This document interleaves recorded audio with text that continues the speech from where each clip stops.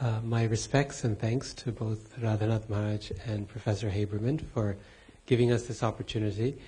Gauranga Prabhu somehow has given the mic to me, so I'm going to ask the first question here. The question is actually very simple, but crucial for our work here, which is that there are many intelligent people in ISKCON, many very, very qualified persons in the Vaishnav community more broadly, who could very easily succeed at doing a PhD in religious studies or in theology. My question is, who should and why should they? Just because someone can doesn't necessarily mean they should. What are the right reasons to pursue a higher degree in the field of Vaishnav studies or religious studies or theology?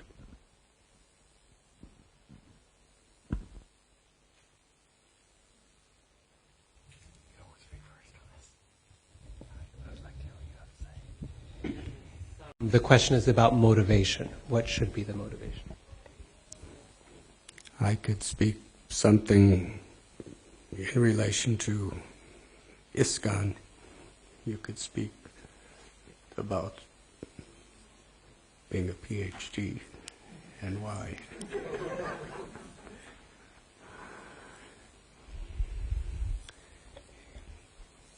In ISKCON, Srila Prabhupada had a very broad spectrum way of spreading Lord Chaitanya's movement of pure bhakti.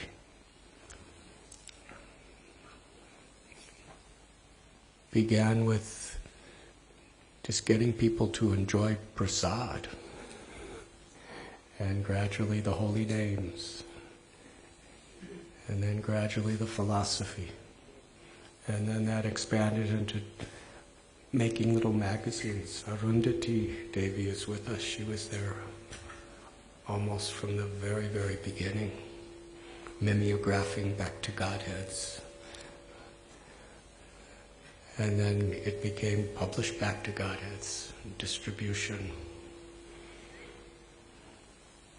And gradually opening little storefronts, opening temples.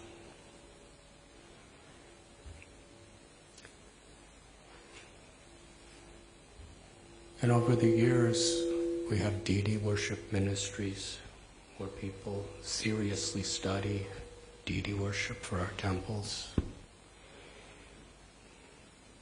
We have the Bhaktivedanta Institute, where people who are inclined towards science have gotten PhDs and involve themselves in addressing Krishna consciousness from a perspective of science.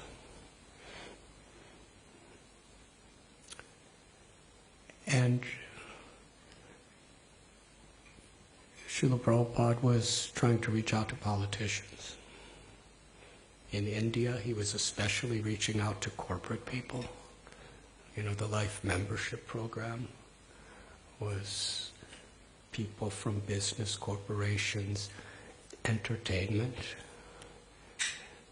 The Vaikuntha Players was one of Prabhupada's favorite projects. It was people who were inclined toward entertainment, performance, drama, music. And Srila Prabhupada did encourage devotees who were inclined, had the capacity to continue their studies. For instance, Rabindra Swarup Prabhu, Sadhaputa Prabhu, encouraged them to go ahead and get PhDs. So in the academic field of religious studies, I was recently listening to tapes of Srila Prabhupada 1977 in Bhuvaneshwar.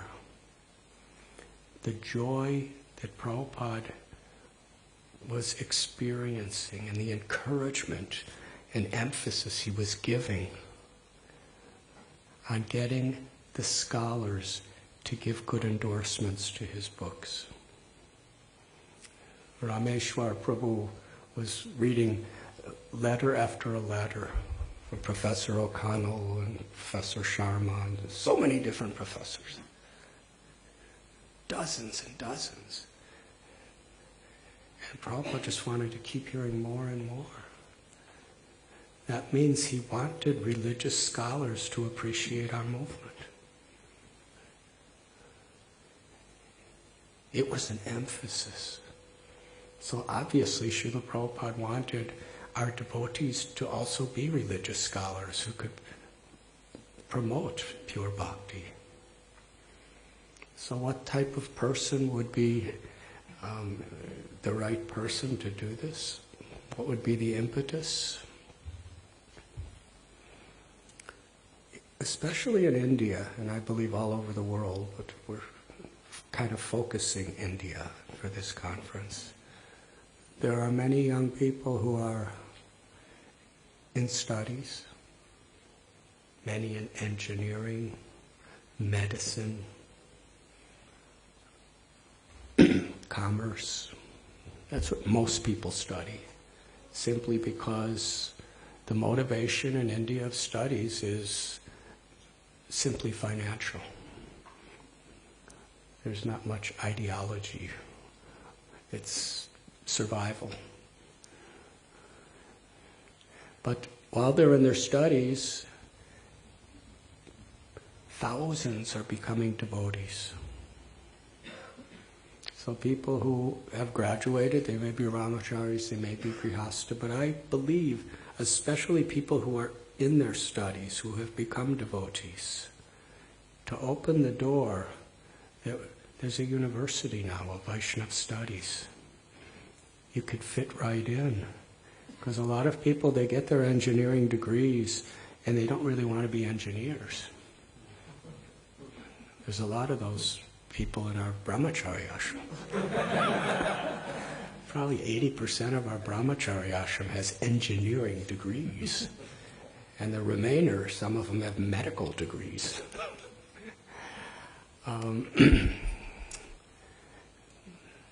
But because now they're devotees, they have the training in academics, they have the potential and the propensity toward deep absorption in studies, and now they want to spread Krishna consciousness. And they could make a living too, because, what to speak of other universities and other colleges throughout India and the world, we also have our own, if we establish it. And I believe this is a great impetus. You could establish the message of pure devotional service in the pure Vaishnava line in the academic world, which will have reverberations throughout the planet for generations to come. And you can do it in the association of not only local devotees, but senior, most exemplary devotees like Radhika Raman Prabhu, Pranava Prabhu, Krishna Kshetra Maharaj.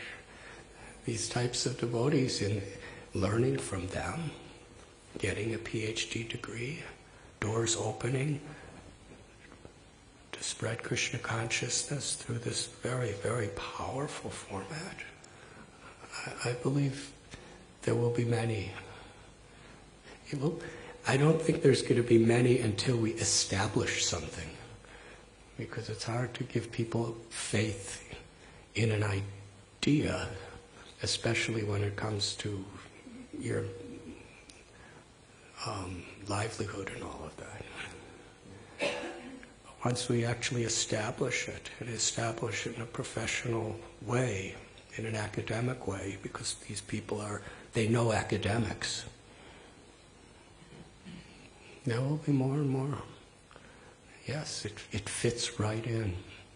It's like the next step. You go to college for a very mundane reason. You become a devotee in college. You want to know what to do with your life. You may want to get married. You need a profession. And here,